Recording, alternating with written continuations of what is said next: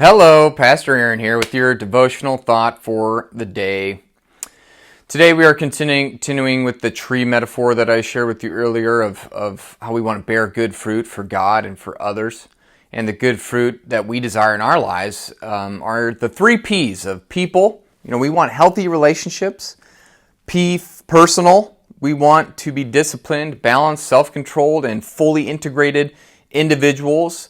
And performance. We want to be productive in our daily labor and perform well at work or school or amongst our household tasks and duties.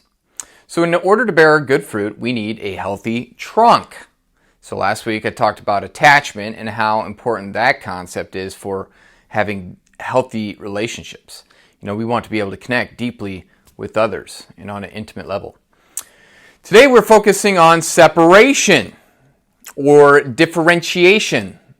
To give an example of someone who is struggling with separation, today I'm just going to share the story that I read from Dr. Townsend's book called Boundaries. So he starts out this book with this story. So Sherry is a dutiful, loving wife, mother, daughter, and a diligent worker. It's Thursday morning, and she wakes up a little groggy because of the unannounced late-night visit from her mother. Sherry's mom was widowed 12 years ago and has become rather dependent on Sherry and her family for all of her relational needs and connection. And her widowhood has, you could probably say it's been elevated to a martyrdom status.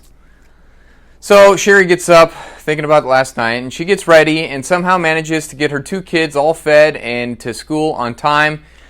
At work, she was late, but during lunchtime that day, she received a call from her friend Lois, who is in dire straits and needed someone to talk to for the 1,000th time. Sherry wasn't really in the mood for chit-chat, but she loves Lois, and she lent a listening ear. As the day went on, Sherry started to dread her 4:30 appointment with her 8-year-old son Todd's teacher about his behavior and his performance issues at school. Todd has been acting out in class and distracting others from their work and not focusing on his work. Sherry and her husband Walt have had similar discipline issues with him at home. He's a wild child. Todd is such a strong-willed child, they would say. Well, right before Sherry leaves work for the appointment, her boss, Jeff, stops her and drops something on her. Hey, Sherry, I'm coming up on a deadline and need your help with this presentation for the board meeting next week. Well, at work, Sherry is known as Miss Dependable, faithful, reliable, and she thinks to herself, is this just what people say when they want something from me? But then Sherry, as a good Christian, she says to herself, there I am, getting resentful again. Lord, help me. Well, she goes to the meeting with Todd's teacher and just breaks down crying when they discuss his issues because she knows something is wrong in her household and she's a part of it, but she doesn't know what to do about it. Sherry goes home, she makes dinner, calls in the family for dinner, and everyone seems to just shuffle in whenever they feel like it while the food just gets cold. At dinner, she attempts a conversation with her 6-year-old daughter, Amy, who's just a lovely little girl. Amy's so lovable and sensitive, and Sherry would love to connect with her on a more intimate level, but she just can't seem to get into her. She's guarded. After dinner, she gets to work on the project that her boss put on her last minute, but she just doesn't have the same gusto with stuff like this that she used to. And while working, she gets a phone call from Margie from church, wondering if Sherry would be able to fill in leading the women's retreat that weekend. Here last minute, their facilitator had something going on.